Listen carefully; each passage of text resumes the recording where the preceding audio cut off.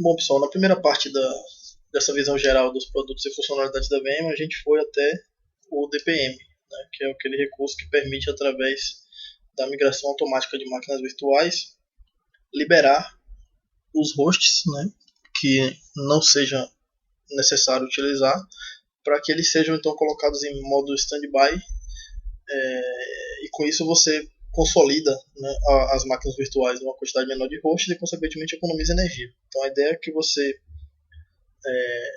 uma vez ativado esse recurso, no fim do dia, quando a utilização dele diminui, automaticamente as máquinas são migradas, são acomodadas numa quantidade menor de hosts, e os hosts restantes, aqueles que ficam sem uso, são colocados em modo standby e você tem uma economia de energia razoável. No dia seguinte, né, quando a utilização de recursos começa a aumentar, os usuários vão chegando, vão acessando o ambiente, vão acessando as aplicações e tal, a utilização naturalmente aumenta, né, o volume de utilização das máquinas virtuais vai crescendo, o ambiente percebe isso e automaticamente vai religando esses hosts que estavam em modo standby, de forma que você passa a ter mais recurso no ambiente e vai acomodando realmente, novamente, redistribuindo essas máquinas virtuais pelos hosts, para que você tenha então a utilização normal durante todo o dia. Agora vamos falar um pouco de alguns recursos de backup que a solução da VMware traz. O primeiro deles é o recurso mais antigo, é o Consolidated de Backup, chamado VCB, que consiste a gente pode chamar de uma API, né, que funciona através de um servidor proxy. Né? Você instalava esse componente VCB num servidor e esse servidor passava a ser um servidor proxy para acesso ao local de armazenamento dos discos das máquinas virtuais. Então, com isso você passava a ter acesso online, né? Ou seja, com as máquinas virtuais em funcionamento, você passava a ter acesso aos discos delas, de forma que você podia fazer o backup desses discos. E no caso específico do Windows, você poderia haver o suporte, né, tanto para o backup full, ou seja, você fazer o backup dos arquivos VMDK realmente da máquina virtual, do disco completo da máquina virtual, como havia também suporte para o backup de arquivos dentro do disco da máquina virtual. Você poderia então ter um backup seletivo.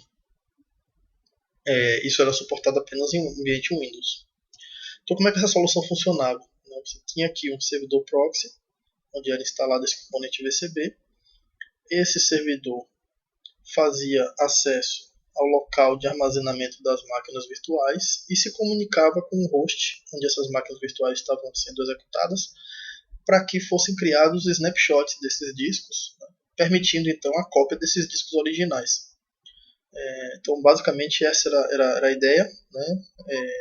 Através de um software aqui que disponibilizava uma API de acesso a esses discos das máquinas virtuais, você conseguia então retirar esses arquivos e disponibilizar na sua rede de backup para que qualquer solução que você tivesse disponível no ambiente fizesse a cópia desses arquivos, né? E de acordo com a sua política de backup estabelecida.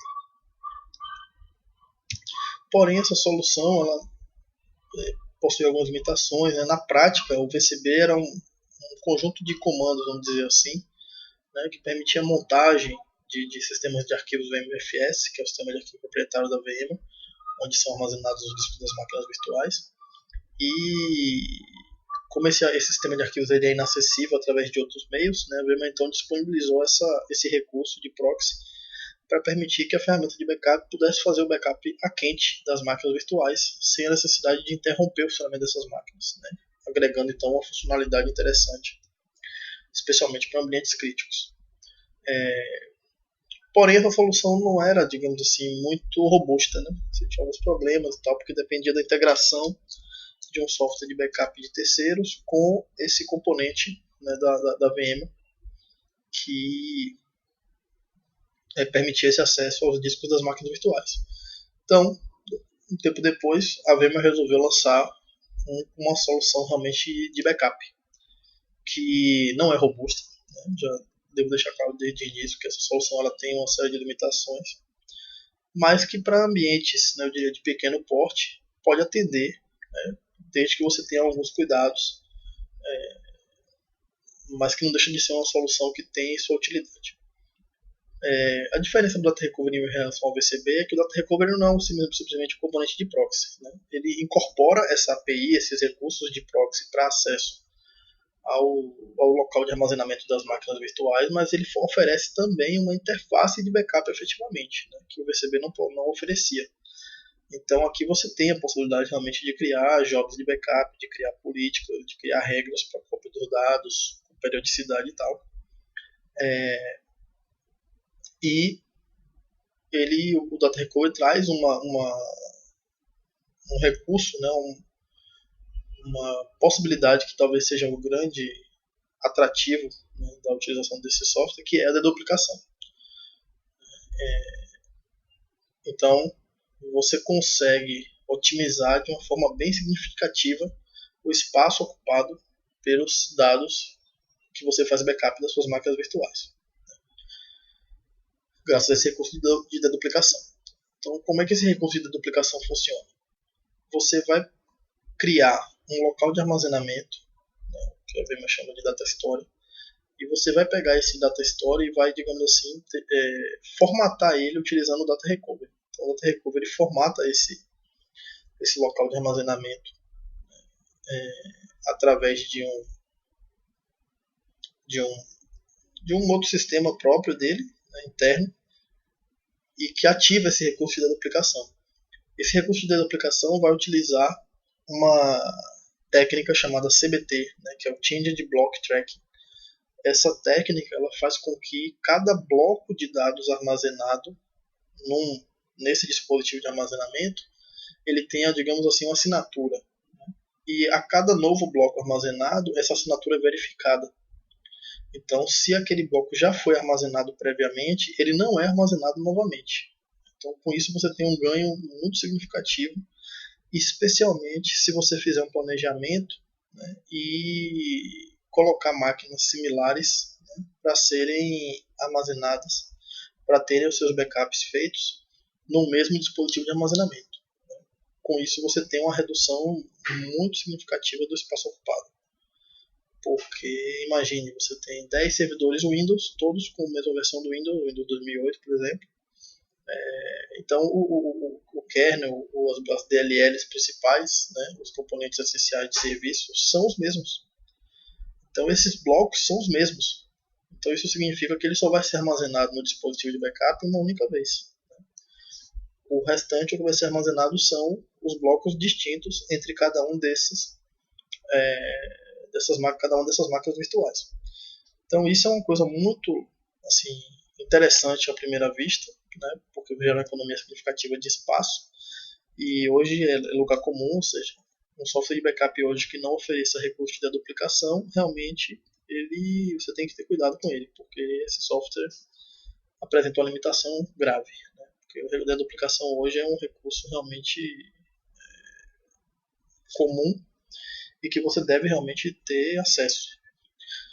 Porém, é necessário ter alguns cuidados, né? Inclusive escrevi sobre isso no meu blog, né, que a deduplicação tem um problema, né? Você precisa ter cuidado na hora de utilizar recurso de deduplicação, porque a deduplicação, na medida em que ela faz com que o dado seja armazenado uma única vez, a implicação óbvia e natural disso é que você passa a ter uma única cópia do dado.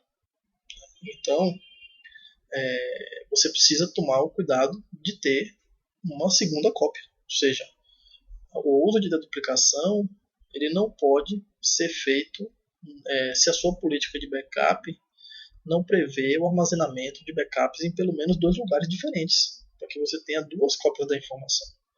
Porque a deduplicação ela vai implicar em você ter uma única cópia do dado para cada, digamos assim, para cada job de backup que você fizer. Então, um exemplo prático, imagine que você tem um servidor de arquivos, você faz o backup dele com deduplicação, grava os dados dele no dispositivo de armazenamento, deduplicado, e esse dispositivo de armazenamento corrompe por alguma razão. O que significa isso? Significa que você perdeu seu backup. Né? Então, a deduplicação ela implica nesse cuidado maior que a gente precisa ter na hora de definir a política de backup.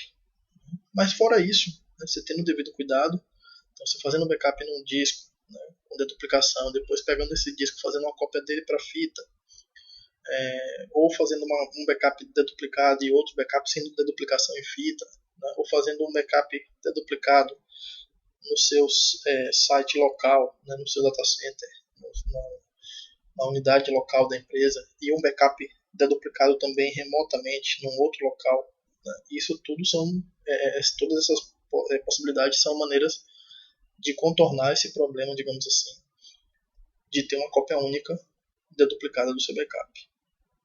Mas contornando essa situação, você pode e deve utilizar o recurso de deduplicação, porque é um recurso que oferece realmente bastante vantagens do ponto de vista de armazenamento, né, do ponto de vista de economia realmente de recurso com backup. E vale salientar que a deduplicação no caso do Data Recovery, né, como ela é feita a nível de bloco, ela não se restringe a uma máquina virtual específica. Né? Então, se você tiver 50 máquinas virtuais fazendo backup dessas 50 máquinas virtuais no mesmo dispositivo de armazenamento, essas 50 máquinas virtuais, se elas forem similares, né, ou seja, o que houver de similaridade entre elas, só vai ser armazenado nesse dispositivo uma única vez. Isso significa que, com o Data Recovery, quanto maior a quantidade de máquinas virtuais cujo backup é armazenado no mesmo dispositivo de armazenamento, né, ou seja, nesse mesmo disco, digamos assim, de backup do Data Recovery, maior a deduplicação, né, maior a taxa de deduplicação que você alcança, que você consegue obter. Então isso gera uma economia também maior, do ponto de vista de espaço de armazenamento para os seus backups. Então é um recurso que é muito útil. Na hora de restaurar, você tem algumas possibilidades também para restaurar esse backup. Você pode restaurar a máquina virtual completa, ou você também pode restaurar o disco de uma máquina virtual. Digamos, você pode restaurar uma cópia da máquina virtual à parte para você poder analisar e de repente recuperar algum arquivo ali dentro que interessa. Tá? E você também tem a possibilidade de restaurar diretamente do backup arquivos específicos através de uma ferramentazinha que você instala e que essa ferramenta tem a capacidade de abrir, né, digamos assim, o dispositivo de armazenamento do Data Recovery. E ele faz uma espécie de montagem, né, cria unidades virtuais na máquina onde você instala esse aplicativo e com isso você consegue navegar dentro do backup da máquina virtual, dentro daquele dispositivo de armazenamento que tem os dados deduplicados e consequentemente você consegue localizar e recuperar somente arquivos específicos que você tem interesse. Apesar de oferecer uma série de recursos bem interessantes, o Data Recovery é uma solução que apresenta assim, uma baixa maturidade, vamos dizer assim. Né? Então, é uma solução que ela tem realmente um histórico, infelizmente, ela tem um histórico de problemas. Especialmente quando a gente lida com máquinas virtuais muito grandes. Então, o tamanho da máquina virtual e o tamanho do dispositivo de armazenamento de backup, ou seja, o tamanho do disco de backup que você vai alocar para o Data Recovery, ele não deve ser muito grande para você evitar problemas, né? Porque quando o volume de dados que o Data Recovery manipula em termos de backup, ele cresce muito, você começa a ter instabilidades, você começa a ter problemas de corrupção de dados. Então, isso eu já tive alguns problemas sérios com isso, né, e isso dá dor de cabeça. Então, por exemplo, no nosso caso, na empresa onde eu trabalho, esse foi o momento quando a gente decidiu que o Data Recovery não atendia a nossa necessidade, porque nós temos realmente algumas máquinas muito grandes e o Data Recovery não dava conta de fazer o backup dessas máquinas virtuais com a devida confiabilidade. Então a gente acabou optando por uma outra alternativa. Mas se você tem máquinas virtuais pequenas com um volume de dados digamos, relativamente reduzido, né, assim, coisa abaixo de 50 GB mais ou menos, você pode utilizar a solução, né, tomando alguns cuidados, sempre pensando na questão da redundância que eu já falei e que estou sendo repetitivo, porque realmente é uma coisa muito importante para que lá na frente você não tenha problema de corrupção de um disco e depois, né, venha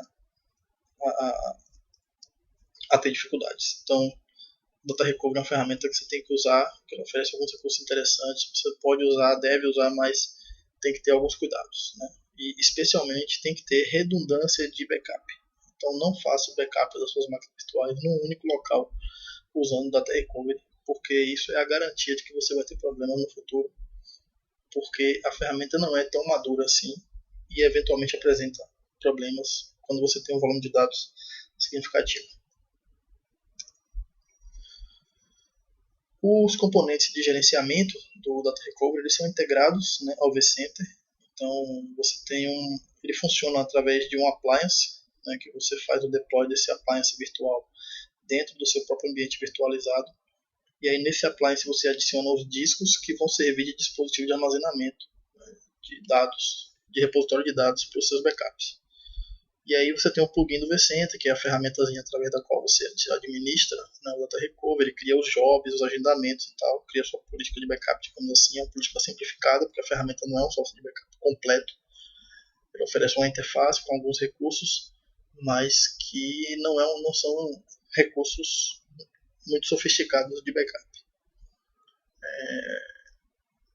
E ele tem integração com recursos como deduplicação, que a gente já falou bastante, né, e também com o Volume Shadow Services, né, no caso da Microsoft, do Windows, que permite você fazer snapshots, né, do sistema de arquivos com, digamos assim, com o sistema operacional ciente desses snapshots, que te dá uma garantia maior de confiabilidade do backup dos dados e consistência. Tá? E a solução também é transparente do ponto de vista do armazenamento, o que significa que você pode usar ali para armazenar os arquivos, né, ou seja, para armazenar os discos do appliance do Data Recovery, que vão ser os repositórios de dados do backup. Você pode armazenar em qualquer tipo de dispositivo de armazenamento, né, seja VMFS, disco local, SCSI, IFC, ou NFS ainda, e até você pode armazenar também isso em compartilhamento Windows. É claro que compartilhamento Windows a gente não recomenda porque você tem um problema de desempenho aí, né? Você pode ter problema sério de desempenho, mas o compartilhamento Windows ele tem uma vantagem. Qual é a grande vantagem? É que você passa a ter o appliance do Data Recovery como uma máquina virtual, né, comum, ou seja, os arquivos VMDK do Data Recovery passam a estar disponíveis para você fazer cópia e, por exemplo, jogar esses arquivos para uma unidade de fita, né, ou para uma unidade externa que você queira. Então, digamos assim que o seu appliance de backup ele ganha mobilidade quando você armazena os dados num compartilhamento da rede. Ao passo que se você armazenar no outro dispositivo de armazenamento, especialmente se for VMFS, o acesso a esses dados ele é mais restritivo. Então você não tem tanta facilidade para movimentar esses dados do backup que você fez. O seu appliance de backup ele não fica tão móvel, né? Ele não tem tanta mobilidade se você quiser levar esses dados, né? O seu conjunto de backup, se você quiser levar para outro lugar. Mas essa seria a única vantagem, né, o único ganho de você utilizar o compartilhamento. Fora isso, realmente você não tem vantagem em armazenar os dados em compartilhamento de rede Windows. Outro componente muito útil, né, e um dos mais usados da suite vSphere, da solução VMware, é o Update Manager. O Update Manager ele permite você controlar de forma automatizada a atualização das máquinas virtuais, né, dos hosts, do VMware Tools, da versão de hardware das máquinas virtuais, dos appliances que você tiver, como por exemplo Data Recovery, que atualiza, e de uma infinidade de componentes da suite, né, de virtualização. Então ele gerencia todo tipo de atualização, inclusive atualizações de sistema operacional da máquina virtual e das aplicações. Isso é uma coisa interessante porque hoje em dia é muito comum a utilização do WSUS, né, Windows Update Service, e o Update Manager ele se posiciona como uma alternativa completa, né, ao WSUS e que integra inclusive outros componentes que o WSUS não atualiza, né, porque o WSUS ele é focado em sistema operacional. Sistemas operacionais e aplicativos Microsoft, né? Enfim, mas o Update Manager vai além. além de atualizar os componentes da suíte de virtualização, ele atualiza também as aplicações que estão instaladas no sistema operacional. Para isso, né, o Update Manager, a VMware possuía uma parceria com uma empresa russa chamada Shavlik, que oferecia justamente uma solução, oferece um repositório de atualizações de aplicações e sistemas operacionais. Então, com isso você consegue utilizar o Update Manager para fazer a atualização de todo o seu ambiente, de todo o ambiente, do seu ambiente virtualizado.